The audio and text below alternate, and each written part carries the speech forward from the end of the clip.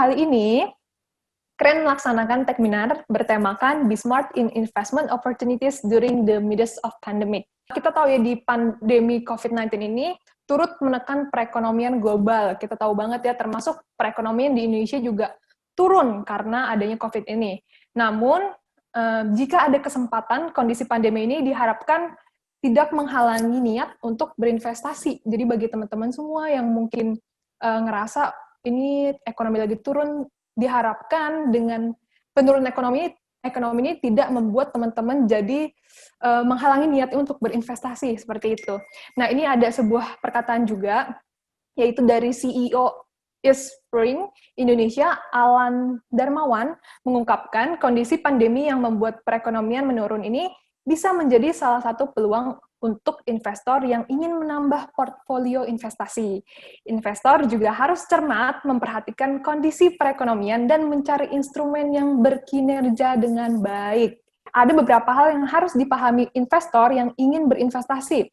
Misalnya, memahami profil resiko, melihat horizontal investasi, dan pengalaman investasi. Bapak Alan T. Darmawan juga mengungkapkan, untuk investor, melihat profil risiko adalah kewajiban dan harus di tengah pandemi ini disarankan melihat kembali profil risiko apakah konservatif, moderat, atau agresif. Seperti itu. Nah, jadi nantinya kita akan bahas nih lebih dalam mengenai investasi yang baik ataupun bijak, terutama di masa pandemi seperti ini. Nantinya akan dibahas tuntas oleh semua keynote speaker kita dan juga para panelis kita pada hari ini. Oke, senang sekali ya Bapak Ibu semua, hari ini kita sudah kedatangan beberapa keynote speaker dan panelis dari berbagai pihak.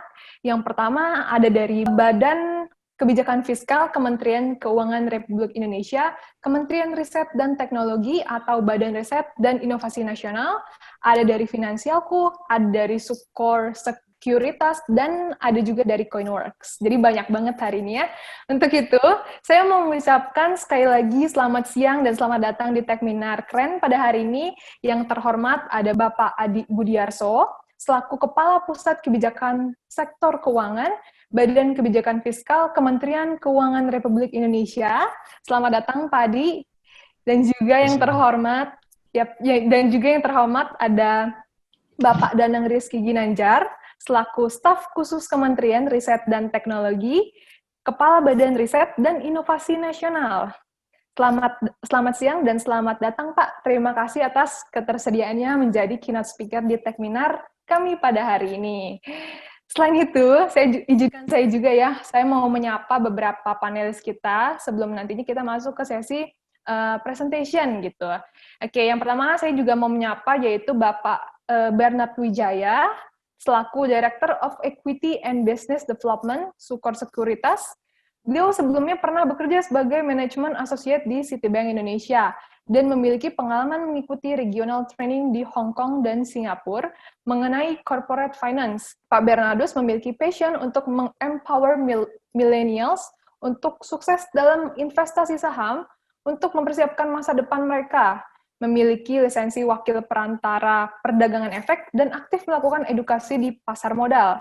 Pak Bernardus juga sering mengisi acara-acara baik offline maupun online, mulai dari CNBC, CNN, Konten Bisnis Indonesia, Jakarta Post, dan masih banyak media lainnya. Untuk itu saya mau menyapa dulu, sudah bergabung bersama kita, yaitu Pak Bernard. Apa kabar Pak Bernard? Oke, sepertinya Pak Bernard masih belum join. Nggak apa-apa, kalau gitu kita lanjutin yang lain dulu ya. Oke, selanjutnya, selain ada Pak Bernard, nantinya saat panelis akan ada juga Bapak Mario Agustian, selaku Chief Marketing Officer Finansialku. Finansialku.com adalah portal yang disajikan untuk membantu masyarakat mengelola dan merencanakan keuangan dengan cara edukasi dan perencanaan keuangan. Cocok banget nih, makanya sama tagline-nya Finansialku, yaitu Your Personal Finance Assistant. Halo Pak Mario, apa kabar Pak?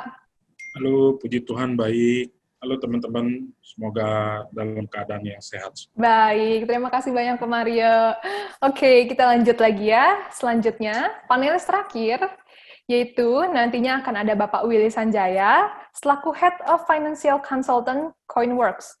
Beliau memiliki latar belakang sebagai praktisi dan akademisi selama kurang lebih 10 tahun di berbagai institusi finansial dan pendidikan, juga memiliki sertifikasi berbagai perencanaan keuangan dan pelatihan pasar modal.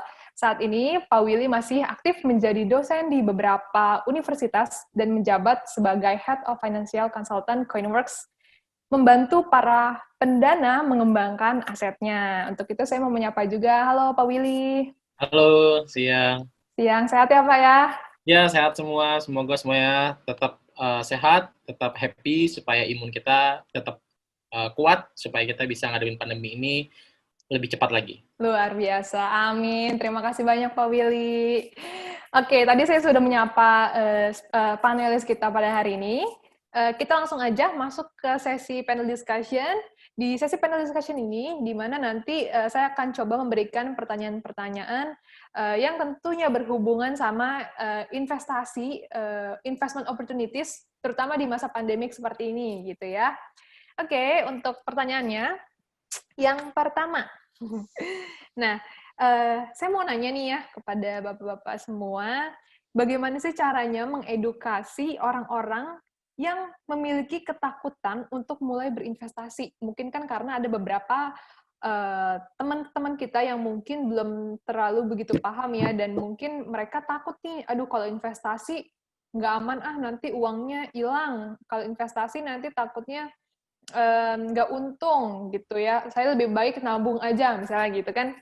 Nah, gimana sih caranya mengedukasi biasanya orang-orang yang takut untuk mulai untuk investasi? Jadi saya mau tanya dulu mungkin dari Pak Mario dulu, mungkin silakan Pak, boleh?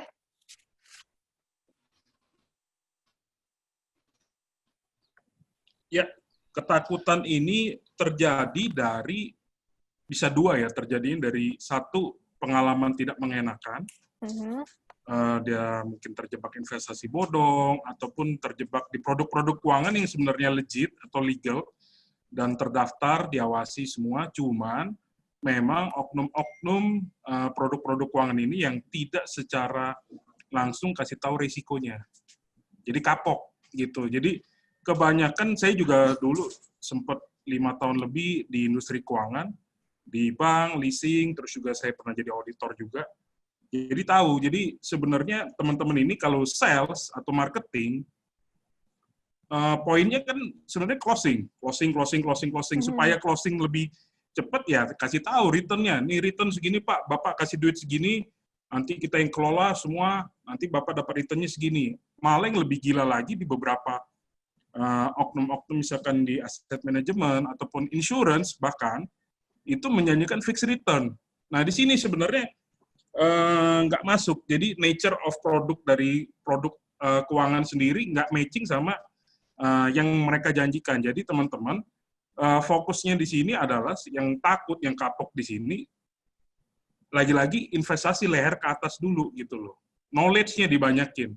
Knowledge-nya dibanyakin, jadi nggak mudah kapok gitu loh. Karena saya sering banget ngelihat orang baru investasi reksadana 10.000, 100.000, atau saham 100.000, kalau hijau dia screenshot, kalau merah dikit dia marah-marah, apalagi peer-to-peer lending. Peer-to-peer lending kan sebenarnya kalau teman-teman pelajarin di POJK, misalkan default, beberapa peraturan di situ ya platform nggak bisa disalahin. Cuma kayak Coinworks sendiri, aku mau kasih testimoni di Coinworks nih.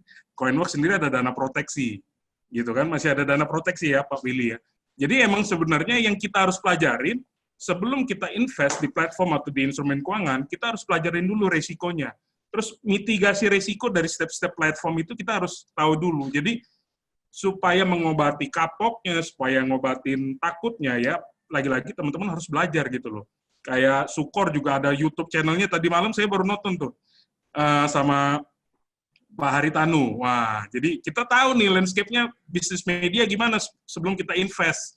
Jadi ya literasi keuangan ini ayo kita sama-sama tingkatin dulu literasi keuangan kita masing-masing, dan saya ngajak teman-teman di industri juga, kita tingkatin literasi keuangan supaya apa? Produknya, sebagus apapun produk keuangan yang ada di masyarakat, once ada satu bad experience dari teman-teman di sini, apalagi investor pemula ya, sekarang kan cepet banget di sosial media atau apa, ataupun financial advisor yang baru rame nih, sebulan lalu rame kasusnya, itu juga kita juga harus tahu, misalkan ya kita jangan males lah kasih uang ke orang lain, tahu resiko dan return-nya gimana. Kurang lebih sih yang aku bisa kasih pandanganku di situ. Oke. Menarik, Pak. Jadi ingat ya teman-teman, tadi kalau dari Pak Mario bilang bahwa kita juga harus punya knowledge. Mau investasi ya artinya kita harus ada ya pengetahuannya gitu ya, kurang lebih seperti apa. Jangan cuma dijanji-janjiin doang, terus dijanji-janjiin yang manis, terus kayak, oh ya, percayain aja langsung ke, apa ya, bisa istilahnya apa, agent ya mungkin ya, agentnya gitu untuk mengurus. Seperti itu. Oke, terima kasih Pak Mario. Mungkin ada tanggapan lagi dari yang lain? Pak Bernardus mungkin? Yap, silakan Pak. Ya, terima kasih buat waktunya Mbak Vera. Jadi intinya ketakutan kita akan investasi itu pasti seperti saya setuju dengan kata Pak Mario tadi. Yang pertama itu karena ketidaktahuan kita. Karena kita nggak tahu apa di instrumen apa kita menginvestasikan, makanya kita takut. Nah, that's why benar banget kata Pak Mario, penting banget kita tuh investasikan waktu kita untuk membaca berkaitan tentang instrumen-instrumen investasi dan pahamilah semua berkaitan tentang risk and reward-nya. Nggak mungkin investasi itu semuanya untung terus. Itu nggak ada namanya untung terus. Tapi kita yang paling penting kita memahami risk reward-nya dari investasi tersebut dan kita pelajari apakah sesuai dengan risk profile kita. Apakah sesuai dengan jangka waktu investasi kita. Misalnya, kalau kita butuh duitnya dalam jangka waktu cepat, ya jangan tahu di saham. Karena saham itu untuk jangka panjang dan harus benar-benar uang dingin. Kalau teman-teman pengen jangka pendek untuk keperluan yang agak mendesak, untuk dana darurat misalnya, ya teman-teman sebaiknya masukkan ke deposito atau ke reksadana pasar uang. Nah, kalau teman-teman udah waktunya jangka lebih menengah atau panjang misalnya, bisa ke instrumen saham dan uangnya dingin. Nah, itu harus dipelajari teman-teman semua. Bagaimana risk profile teman-teman, jangka waktu disesuaikan dengan instrumen investasinya. Nah, jika semua itu sesuai, tentunya teman-teman nggak akan namanya deg-degan atau takut. Dan yang kedua, yang paling penting lagi Vera, adalah berkaitan tentang money management. Jadi sebelum investasi, pastikan teman-teman memiliki keuangan yang sehat. Teman-teman udah bisa mengolah kebutuhan sehari-hari, udah ada pos-posnya di bulanannya udah ada. Kemudian ada dana darurat 3 kali dari biaya hidup bulanan teman-teman. Nah, kalau itu semua udah tercover cukup, baru kita bisa mau investasi dengan tenang. Jadi modalnya adalah 2, yaitu supaya kita nggak takut adalah mindset, investasi di otak, cari tahu sebanyak mungkin, dan yang kedua adalah money management. Seperti itu Mbak Vera. Oke, terima kasih Pak Bernard untuk masukannya. Ingat ya teman-teman, berarti mindset dan money management tentunya. Dan tentunya harus disesuaikan juga sama risk profile-nya kita gitu ya. Dan mau jangka waktu berapa lama nih untuk investasinya, tujuannya apa gitu. Oke, siap. Dari Pak Willy mungkin Pak bisa ditambahkan? Iya, kalau untuk investasi tentu aja kan ada 2 hal yang memang selalu berdampingan, risk dan return. Gitu ya. Jadi jangan cuma sekedar mengejar return, pengennya keuntungan, pengennya untung, tapi juga harus dipelajari juga resikonya. Jadi setiap instrumen, setiap institusi penyedia layanannya keunggulan dan kelemahan juga masing-masing. Jadi itu juga harus dipahami dulu untuk teman-teman yang memang ingin melakukan investasi. Dan juga yang paling penting adalah investasi ini, instrumen investasi juga itu bukanlah sesuatu hal yang bisa buat kita mendadak kaya, enggak. Gitu. Karena berinvestasi itu untuk jangka pendek, menengah, dan panjang ada tujuannya. Jadi bukan sesuatu hal dengan berinvestasi kita bisa mendadak kaya dalam waktu singkat, itu juga tidak. Gitu. Jadi sekedar tips, ada 3 prinsip yang harus teman-teman lakukan sebelum melakukan investasi. Yang pertama adalah melakukan analisa, baik itu analisa dari segi instrumennya maupun penyedianya, kondisi ekonomi bagaimana. Kemudian ada perhitungan juga, bagaimana teman-teman harus menghitung juga tingkat pengeluaran, kemudian risk dan return-nya teman-teman harus hitung. Dan yang prinsip yang terakhir adalah prinsip kehati-hatian. Itu juga sangat penting. Jadi 3 prinsip ini harus teman-teman jalanin sebelum melakukan investasi. Jadi saya ulangin, ada analisa, kemudian ada perhitungan, kemudian ada kehati-hatian gitu. Nah, kalau ketiga prinsip dijalankan dengan baik, tentu saja teman-teman bisa memfilter nih, pertama, mana investasi yang memang benar-benar baik gitu ya, sudah terdaftar oleh OJK misalnya, kemudian juga instrumen memang baik underlying-nya, mana yang investasi yang memang sekedar memberikan janji palsu misalnya. Jadi teman-teman bisa memfilter itu dengan lebih baik lagi gitu. Oke, baik. Terima kasih Pak Willy. Tadi ingat ya teman-teman, berada 3, analisa, perhitungan, sama kehati-hatian. Oke, kita lanjutin aja ya, karena masih ada beberapa soal lainnya. Oke, kalau ini mungkin pertanyaannya lebih untuk Pak Willy ya. Pak Willy langsung. Oke, jadi pertanyaannya Pak, bagaimana sih sistem pengelolaan data dalam sistem P2P lending di Coinworks? Sejauh mana privasi data dan bagaimana proses verifikasinya?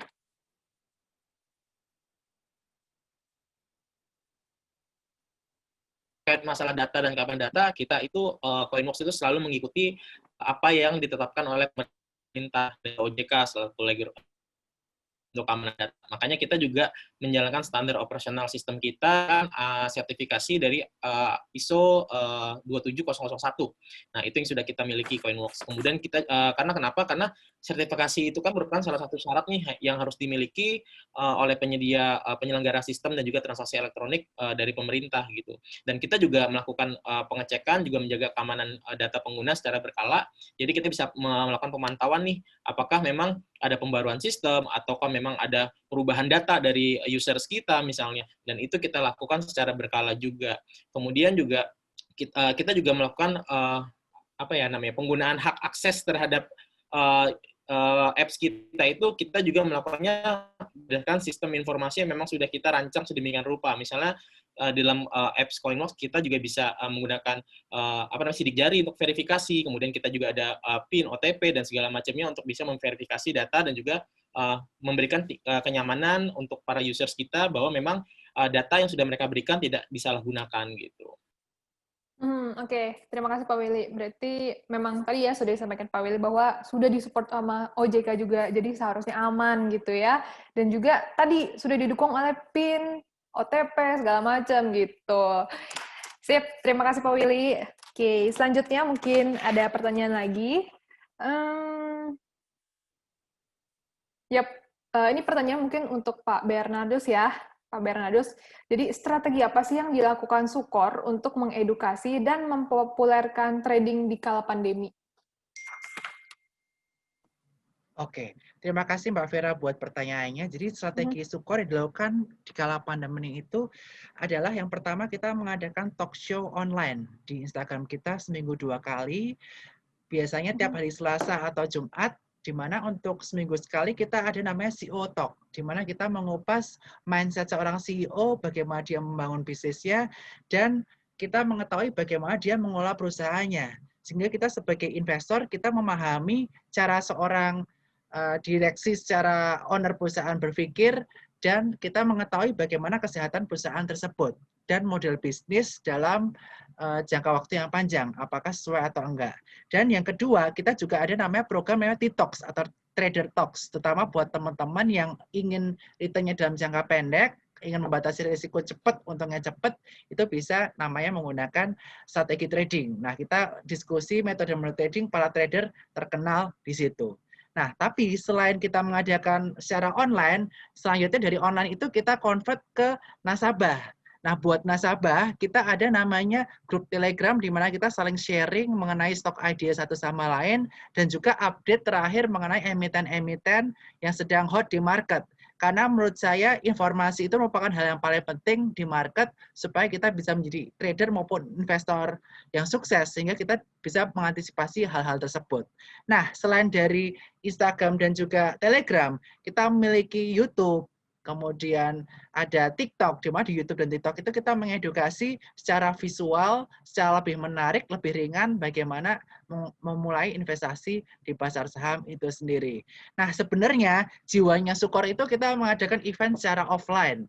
Jadi kita roadshow ke kota-kota, seperti kita udah pernah mau coba sama Mas Mario di Finansialku, karena emang jiwa kita tuh hunter langsung, benar-benar kota-kota kita memotivasi, memberikan edukasi. Tetapi sayangnya karena pandemi ini, ya mau nggak mau kita harus hold lah, semuanya online. Tetapi jika tahun depan udah aman lagi, tentu kita akan menjalankan DNA kita ini lagi, yaitu langsung terjun ke lapangan, nggak cuma via online aja, seperti itu. Oke, menarik sekali. Berarti kalau sekarang ya karena lagi pandemi aja ya Pak ya, kalau enggak udah pasti meluncur gitu ya. Yes, Oke, betul banget. siap, menarik. Oke, selanjutnya pertanyaannya mungkin ini lebih untuk Pak Mario ya mungkin ya dari Finansialku. Mau nanya nih Pak, gimana sih caranya Finansialku bisa membantu seseorang untuk mulai investasi? Ya, kita untuk mulai investasi ya lagi-lagi itu sebenarnya kita banyak banget sih channel-channel yang teman-teman bisa pilih untuk belajar secara sebelum memulai investasi. Kita banyak banget channelnya. Jadi e-book, tadi kita ada 17 e-book mengenai investasi dan perencanaan keuangan yang teman-teman tinggal search aja di Google, e-book Finansialku. Nanti teman-teman bisa langsung masuk ke landing page kita, teman-teman bisa download itu secara gratis. Itu pertama. Terus yang kedua, mau nonton, kan banyak kan prefer orang sukanya nonton YouTube. Kita YouTube channel kita buka aksesnya ke teman-teman bisa nonton juga. Atau bisa nontonnya melalui aplikasi Finansialku. Terus podcast, kan anak zaman sekarang kan dengerin podcast kan, nah, biar berfaedah lah, misalnya macet-macetan berfaedah, atau naik kereta api, sambil gelantungan dengerin podcast. Jadi waktunya nggak terbuang percuma. Itu kita juga ada podcastnya. Kita top 5 lah di Spotify yang kategori bisnis dan teknologi podcast kita. Nah, kalau masih kurang teman-teman bisa download aplikasi Finansialku. Kita sudah sediakan di situ CFP kita, Certified Financial Planner. Teman-teman bisa tanya di situ. Bisa tanya, kalau misalkan masih kurang paham bisa tanya, dan kita sudah lengkapi sama fitur-fitur perencanaan keuangan including investasi di situ. Yang pertama misalkan pencatatan keuangan, karena kan di piramidnya paling bawah tadi itu ada ngomongin tentang cash flow. Jadi teman-teman harus catat keuangan. Jadi tahu nih, teman-teman bisa kemampuannya berapa nih investasi setiap bulannya. Terus anggaran teman-teman bisa setting sendiri. Kalau ibu saya zaman dulu dimasukin amplop kan, mau jalan-jalan dimasukin amplop, terus mau libur mau buat anak sekolah. Nah, nanti teman-teman bisa bikin anggarannya di situ. Terus teman-teman bisa check up juga kondisi dompetnya teman-teman. Udah kanker belum? Kanker tuh kantong kering bahasanya. Udah kantong kering stadium berapa? Nah, teman-teman bisa tahu tuh rasionya di situ. Nah, untuk action-nya di aplikasi Finansialku, kita sudah kerjasama dengan agen penjual reksadana. Yang pertama Danam Duit, yang kedua Bareksa, yang sudah terdaftar dan sudah mendapatkan izin juga di OJK untuk teman-teman bisa langsung take action di situ, dan bisa mulai invest reksadana mulai dari 20.000, bahkan ada yang 20.000, ada yang 50.000. Teman-teman bisa, termasuk produknya Sukor juga ada di dalam situ, di Danam Duit sama di Bareksa. Dan kalau peer-to-peer lending kita sudah kerjasama sama Danain. Jadi teman-teman bisa langsung cobain, kalau masih belum ngerti, tanya ke Certified Financial Planner kita, yang selalu siap. Jadi knowledge-nya dapat, tanya jawabnya juga dapat, karena kan setiap dari kita pasti butuh mentor untuk memulai sesuatu hal yang baru, apalagi ngomongin investment. Kan duit kan dicarinya udah capek-capek, makanya kita punya hashtag di Finansialku, hashtag hargai kerja kerasmu. Jadi duitnya itu bisa berbuah, bisa mendapatkan return yang untuk bisa teman-teman capai tujuan keuangannya. Jadi make a plan and get your financial dreams come true. Jadi aplikasi, sosmed kita udah rancang semua di situ. TikTok kita juga ada, teman-teman bisa follow TikTok kita. Oke, menarik banget. Oke, terima kasih Pak Mario untuk informasinya. Selanjutnya, kita lanjutin aja. Ini pertanyaan mungkin lebih untuk Pak Willy ya. Apakah P2P lending cocok untuk UMKM? Strategi apa sih yang dilakukan untuk menarik pelaku usaha seperti mereka? Ya, ditanya cocok ke untuk UMKM, sangat cocok sekali sih, karena kenapa UMKM ini kan salah satu pelaku usaha yang memang kebanyakan unbankable ya, jadi tidak terjangkau bank. Jadi kalau misal UMKM ingin mendapatkan modal kerja misalnya, biasanya mereka akan terhalang oleh yang namanya aset yang yang bisa dijadikan jaminan untuk bisa mendapatkan pembiayaan dari lembaga keuangan.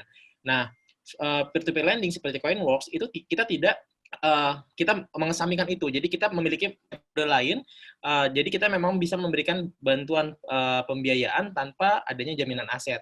Nah, tetapi kita tetap menggunakan analisa seperti lembaga keuangan lain, hanya saja memang kolateralnya kita kesampingkan. Dan kita juga menggunakan jejak data digital misalnya untuk teman-teman pelaku yang memang sudah tergabung dalam e-commerce misalnya. Jadi kita bisa melakukan penilaian kreditnya secara cepat dan efisien serta akurat.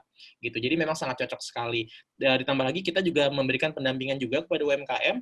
Jadi kita tidak hanya memberikan bantuan pembiayaan melalui para pendana kita, melalui para lenders, tapi kita juga memberikan bantuan bimbingan kepada para UMKM yang menjadi borrowers kita. Jadi selain dia mendapatkan dana untuk modal kerjanya, kemudian mereka mendapatkan pelatihan untuk bisa mengembangkan bisnisnya, mereka juga bisa saling bertemu dalam satu event terhadap lendersnya. Jadi mereka tahu, oh ini yang bantu mendanai bisnis saya, seperti itu.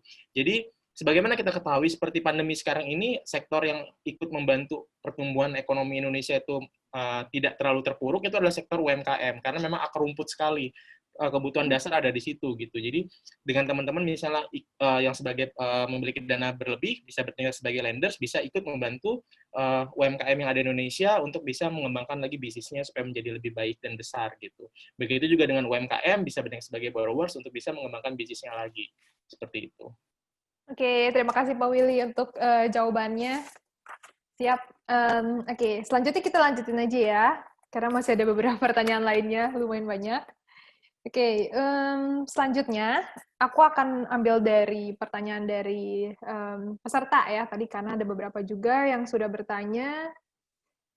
Yep. Oke, ini menarik. Ini dari ada yang namanya Pak Aris Widianto. Beliau bertanya ya, kakak-kakak mau tanya dong, misal 1 atau 2 tahun ke depan saya mau ada dana untuk menikah. Gimana caranya tips untuk mewujudkan dana tersebut ada melalui berbagai platform dari kakak-kakak ini. Seperti tadi Kak Bernardus bilang, kalau mau jangka pendek dengan reksadana pasar uang. Terima kasih. Ya, silakan boleh ditanggapi dari, ini kayaknya siapapun bisa menanggapi ya, dari Pak Mario dulu mungkin, Pak Mario. Silakan Pak. Siap. Aku share sedikit ya. Cuma ini aku nggak minta untuk ditiru ya. Oke. Saya dulu persiapan nikah tahun 2017, itu uang mukanya saya udah bayar, sisanya ya deg-degan juga sih. Saya masukin ke saham. Oke. Itu less than 7 months, cuma ya udah melewati tanya-tanya teman, terus juga analisis sendiri. Jadi teman-teman ya kalau untuk saham itu ya secara fundamental paling nggak teman-teman harus bisa baca laporan keuangan paling enggak gitu. Jadi saya dulu bekal saya dulu untuk hari-hanya sedikit banyak dibantu sama portofolio saham saya. Cuma nggak untuk ditiru ya teman-teman ya, karena deg-degan juga. Itu korelasinya positif atau negatif. Nah, terus yang kedua, kalau untuk nikah sebenarnya itu banyak sih sebenarnya sekarang banyak banget instrumen yang kalau 2 tahun atau 3 tahun yang teman-teman bisa pergunakan untuk mencapai tujuan keuangannya. Kalau misalkan nikah, ambil kata, misalkan kalau teman-teman, saya sendiri untungnya dari saya pertama kali karir, saya pertama kali investasi logam mulia. Dan logam mulia itu bisa cover untuk mahar nikah saya. Nah, itu bisa connect juga tuh satu. Terus yang kedua, saya juga ada beberapa reksadana pasar uang. Jadi teman-teman, aku bukannya nyaranin misalkan deposito lebih tidak dilihat daripada reksadana pasar uang ya. Cuma kalau RDPU atau reksadana pasar uang, teman-teman di sana bisa mendapatkan paling nggak imbal hasil lebih sedikit di atas daripada deposito. Dan di situ teman-teman nggak ada fee beli, nggak ada fee jual. Terus juga jangan kasih tahu siapa-siapa nih, nggak dikenain pajak. Nah, jangan kasih tahu siapa-siapa nih, tidak dikenakan pajak karena bukan objek pajak. Sampai sekarang reksadana bukan menjadi objek pajak. Nah, teman-teman bisa di reksadana pasar uang atau logam mulia. Yang terakhir saham. Saham pun sebenarnya kalau teman-teman mau alokasikan sedikit itu bisa misalkan saham-saham blue chip yang lagi terdiskon. Terdiskon sekarang luar ya saya bilang sih momennya sekarang sih ya. Nggak tahu nanti Pak Bernardus ngomong apa nih. Cuma dari tadi udah senyum-senyum aja nih. Momennya sekarang kalau untuk investasi saham. Kalau peer-to-peer lending karakternya beda, teman-teman. Jadi peer-to-peer lending itu, teman-teman masuk, nanti dikembalikan pokok plus bunganya. Pokok, apa ya namanya, imbal hasilnya, pokok plus imbal hasilnya. Jadi misalkan, kalau di Coinworks itu saya tahu banget, karena saya nasabahnya Coinworks juga, itu ada namanya CoinRobo. Nah itu CoinRobo teman-teman juga bisa cobain dan bisa setting. 6 bulan atau 1 tahun ya Pak Willy ya. Nah itu teman-teman bisa setting berdasarkan tujuan keuangannya teman-teman. Cuma lagi-lagi, mumpung ada Pak Willy-nya, mumpung ada Pak Bernardusnya, tanya langsung resikonya apa nih Pak di peer-to-peer lending Coinworks dan di saham. Jadi teman-teman bisa nanti mungkin ditambahkan sama Pak Bernardus atau Pak Willy Sanjaya. Dan instrumen-instrumen itu legit sih, menurut saya teman-teman jangan put satu telur ya di keranjang yang jangan bahasanya itu jangan taruh semua telur di keranjang yang sama. Teman-teman juga harus diversifikasi di portofolio investasi teman-teman untuk capai tujuan keuangannya. Jadi portofolio saya itu plus obligasi lumayan juga menarik, dan karakternya obligasi teman-teman harus tahu juga kuponnya dibayarkan setiap bulan. Jadi teman-teman bisa dapat ibaratnya passive income setiap bulan gitu. Tapi dicicil lagi-lagi, kurang lebih mirip sama peer-to-peer lending. Dan dua-duanya bisa taruh di Coinworks juga kan. Thank you. Oke, thank you Pak Semoga Mario. menjawab. Siap, terima kasih. Kalau dari Pak Mario tadi bilangnya dari reksadana dan juga saham gitu ya. Saya pengen denger dong dari yang panelis lain. Dari Pak Bernardus dulu mungkin, Pak.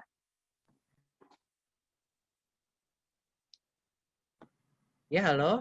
Ya, halo Pak. Silakan Oke. Pak. Jadi untuk persiapan pernikahan ya ini ya Mbak Vera ya. Iya, 2 tahun aja Pak, tapi Pak nggak lama-lama. 2 tahun ya. Yang pertama yang pasti teman-teman atau tadi dengan Pak siapa tadi Mbak Vera?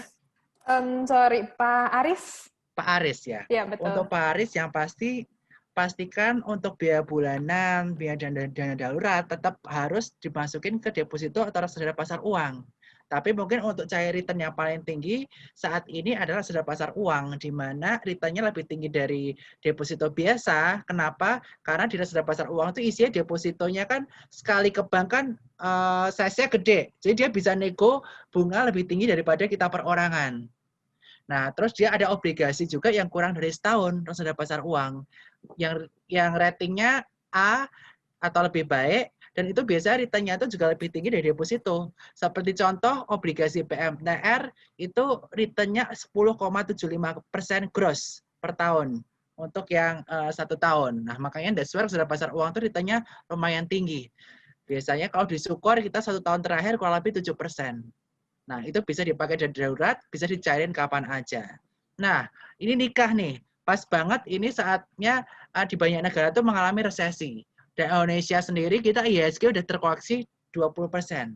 Nah, kalau 2 tahun, kita bisa investasikan secara bertahap saat koreksi di saham-saham yang potensi upside-nya lumayan. Kita cari yang safe tapi high beta. Contohnya apa? Contohnya sektor perbankan. Perbankan itu waktu kembali dari resesi atau krisis, dia yang naiknya paling kencang duluan. Nah, dan dia betanya paling tinggi.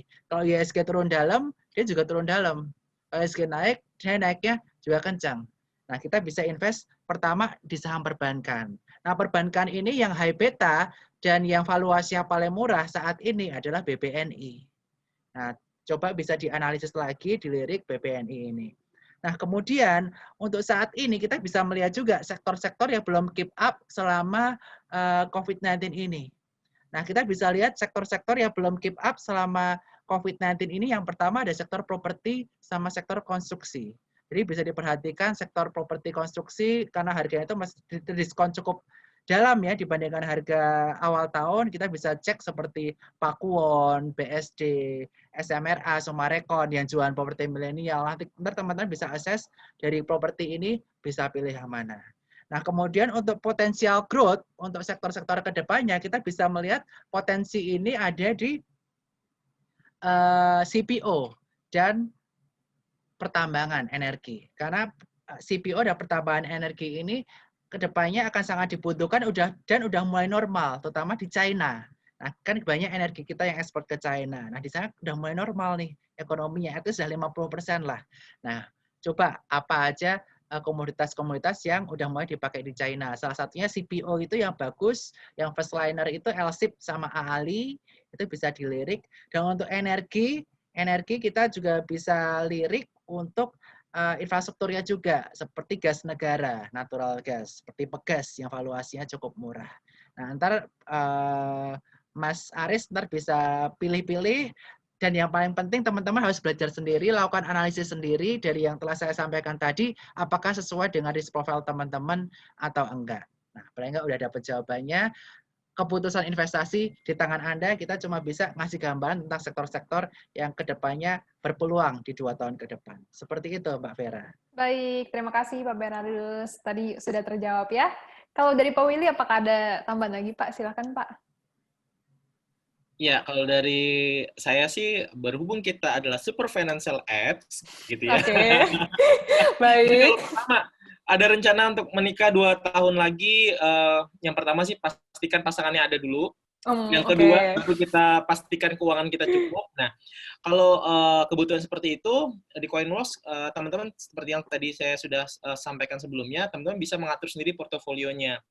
Jadi teman-teman bisa mengcombine dari produk di Coinworks yang mungkin resikonya tinggi, dari sedang sampai yang rendah gitu. Jadi teman-teman bisa kombinasikan sesuai dengan profil resiko teman-teman. Jadi teman-teman bisa mengambil untuk backup-nya, untuk base-nya, seperti di Coinrobo yang memang stabil secara income-nya dan juga memang terproteksi juga oleh asuransi. Dan kemudian teman-teman bisa ambil lagi di Coin Bonds-nya, seperti di SR13. Kemudian teman-teman bisa ambil di Coin Gold-nya juga. Jadi ada base yang lebih fix. Kemudian teman-teman bisa mencari tambahan tingkatan return lagi dengan melakukan pendanaan pada produk koin bisnis yang memang memberikan tingkat return yang jauh lebih tinggi, tetapi high risk high return itu teman-teman juga harus perhatikan.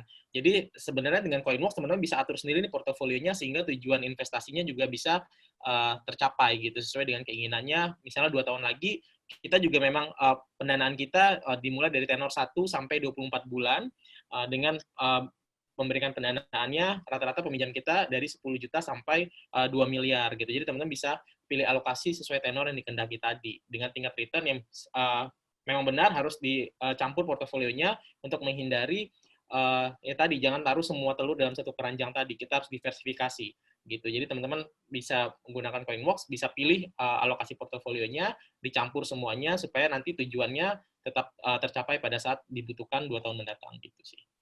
Oke. Thank you Pak Willy untuk jawabannya. Ingat ya teman-teman, 1 berarti harus ada pasangannya dulu. Oke, menarik. Oke, selanjutnya mungkin ini ke Pak Willy lagi sih. Ada yang bertanya lagi nih dari Ibu Stefani Angelia. Selamat siang Pak, saya mau tanya untuk Coinworks, saya mau tanya untuk Coinworks adalah jaminan bagi lender untuk menghindari resiko gagal bayar yang dilakukan oleh borrower. Terima kasih Pak. Ya, jadi memang risiko gagal bayar itu adalah risiko terbesar dari pendanaan di peer-to-peer lending gitu. Nah, itu teman-teman harus perhatikan juga. Nah, sebenarnya platform itu tidak memiliki kewajiban untuk menambah risiko tersebut gitu atau menghentikan risiko tersebut, lebihnya mengganti rugi seluruh risiko yang diterima oleh si lenders. Nah, tetapi Coinworks kita memiliki fitur yang sangat baik untuk setidaknya mengurangi tingkat kerugian dari lenders tadi, yaitu kita dengan pertama ada dana proteksi. Jadi dana proteksi ini kita alokasikan untuk mengurangi resiko dari lenders yang memilih borrowers yang gagal bayar. Nah, jadi borrowers di Coinworks itu kita grading secara risiko kreditnya dari A sampai E. Jadi semakin beresiko, bunga yang ditawarkan juga semakin tinggi, dan dana proteksinya semakin rendah nantinya. Misalnya kalau teman-teman memilih borrowers, melakukan pendanaan dengan borrowers di grade A, nanti teman-teman akan di-cover oleh dana proteksi pokoknya saja 100%. Kemudian kalau yang grade B, 80%, grade C, 60% dan seterusnya. Hanya pokoknya saja yang di-cover oleh dana proteksi. Nah, semakin beresiko tentu bunga yang ditawarkan juga semakin tinggi. Itu yang pertama. Memang tidak ada jaminan kalau borrowers itu pasti aman, misalnya di grade A atau grade B gitu. Semakin grade-nya semakin baik, tidak menjamin juga borrowers itu aman dari gagal bayar. Tapi setidaknya dengan adanya dana proteksi, resiko lenders mengalami kerugian itu bisa lebih minimal sekali gitu. Misalnya kalau kita melakukan pendanaan di A tadi diproteksi 100% pokoknya saja gitu. Jadi kita hanya mengalami kerugian, mungkin hanya bunganya saja yang memang tidak dibayarkan seperti itu. Dan juga untuk produk koin robo misalnya, itu juga kita cover dengan menggunakan asuransi gitu. Jadi memang kita lakukan secara khusus, strategi secara khusus supaya lenders ini setidaknya bisa meminimalkan tingkat kerugian gitu, karena memang tingkat keuntungan yang diberikan oleh pendanaan oleh peer-to-peer lending seperti Coinworks juga bunganya sangat kompetitif gitu. Oke. Terima kasih Pak Willy untuk jawabannya. Berarti adanya dana proteksi juga gitu ya, jadi harusnya semakin bisa dibilang aman lah ya, gitu ya. Bisa dibilang aman seperti itu. Oke, menarik. Oke, sip. Karena waktunya juga sudah mau habis, kemungkinan saya mau minta juga untuk setiap dari panelis untuk memberikan kata-kata terakhir, bukan kata-kata terakhir, kata-kata apa ya, pesan untuk teman-teman semua yang sekarang sedang mendengarkan gitu. Bisa mungkin dari Pak Willy dulu, silakan Pak Willy. Ya, quote dari saya sih singkat, padat, jelas. Investasi itu memang beresiko, tetapi tidak berinvestasi itu akan jauh lebih beresiko lagi. Itu aja. Menarik. Tolong dicatat ya teman-temannya, ini penting sekali loh ya. Oke, terima kasih Pak Willy. Selanjutnya mungkin Pak Bernardus, silakan Pak. Ya. Ya, halo. Halo, Oke, silakan ya. Pak. Jadi kesempatan kita saat ini itu nggak datang 2 kali. Kesempatan biasanya IHSG terkoreksi cukup dalam, itu biasanya terjadi 10 tahun sekali. Hari ini IHSG masih terkoreksi hampir 20%. Sehingga ini merupakan salah satu kesempatan emas di mana teman-teman bisa mulai investasi di pasar saham. Di mana kondisi ini nggak terjadi sering lah, istilahnya seperti itu. Nah, apa yang teman-teman perlukan untuk investasi saham? Yang paling penting teman-teman untuk lakukan saat investasi saham adalah 3M plus 1D, sama dengan C atau cuan. Yang pertama adalah mindset. Teman-teman harus melatih mindset teman-teman untuk mau delay gratification, menunda kesenangan dulu, dan juga mau belajar dan berjuang. Yang kedua, M-nya adalah metode. Teman-teman belajar metode-metode di pasar saham, mulai fundamental, technical, teman-teman harus lahap habis mumpung lagi pandemi. Yang ketiga adalah money management.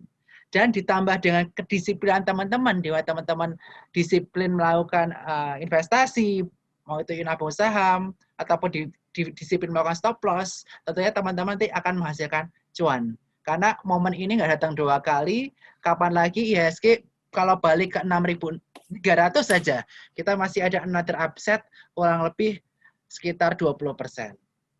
Belum lagi banyak saham yang ketinggalan indeks. Nah, itu peluang buat teman-teman untuk investasi di saham saat ini. Wah, luar biasa. Oke, terima kasih Pak Bernardus untuk pesan-pesannya. Selanjutnya mungkin Pak Mario, silakan Pak. Ya, kalau dari saya mungkin yang pertama ya pasti download aplikasi Finansialku. Oke. Jadi ya kita sebenarnya teman-teman kalau mau belajar ataupun mau dapat literasi keuangan ataupun ngobrol-ngobrol sama CFP kita komplit ada di aplikasi Finansialku semua. Dan kalau setelah belajar jadi gini, saya sering banget ngobrol kayak gini kalau ngomongin soal investment. Soal investment itu kayak belajar berenang, teman-teman. Belajar berenang kalau udah tahu cara geraknya, ya dipraktekin, masuk ke kolam renangnya. Nggak ada kan orang belajar berenang, berenangnya di darat, nggak ada. Jadi langsung dipraktekin, masuk, tapi terukur. Jadi kalau misalkan kita belum berani masuk ke kolam yang dalamnya 2 meter, teman-teman cobain dulu yang 1,5 meter. Cobain dulu yang 1 meter. Nah, nanti itu terukur, jadi teman-teman tahu nih selaknya gimana. Bisa gaya apa. Sama tadi satu analogi saya tuh, investasi itu kalau di perencanaan keuangan itu adalah map-nya, Google Map-nya. Kalau investment itu kendaraannya. Kalau belum bisa ngendarain motor, jangan ngendarain motor dulu. Ngendarain sepeda dulu. Mobil, kalau udah bisa mobil kan grade-nya banyak. Misalkan kalau teman-teman baru bisa ngendarain mobil minibus, ya minibus dulu. Jangan langsung Ferrari. Kalau Ferrari, sekali teman-teman nggak bisa take control ya, hancur lebur kan. Jadi saya sering pakai analogi ini supaya teman-teman tahu investment itu apa sebenarnya. Dan pilihannya sudah banyak, inklusi keuangannya juga sudah tinggi, teman-teman nggak perlu datang ke gerai, nggak perlu, kayak dulu saya reksadana saya perlu buka, tanda tangan, pakai materai, segala macam. Sekarang pakai aplikasi, semuanya udah terlayani. Tinggal teman-teman di masa pandemi ini tambah investment di knowledge. Bisa cek di IG kami, di finansialku_com.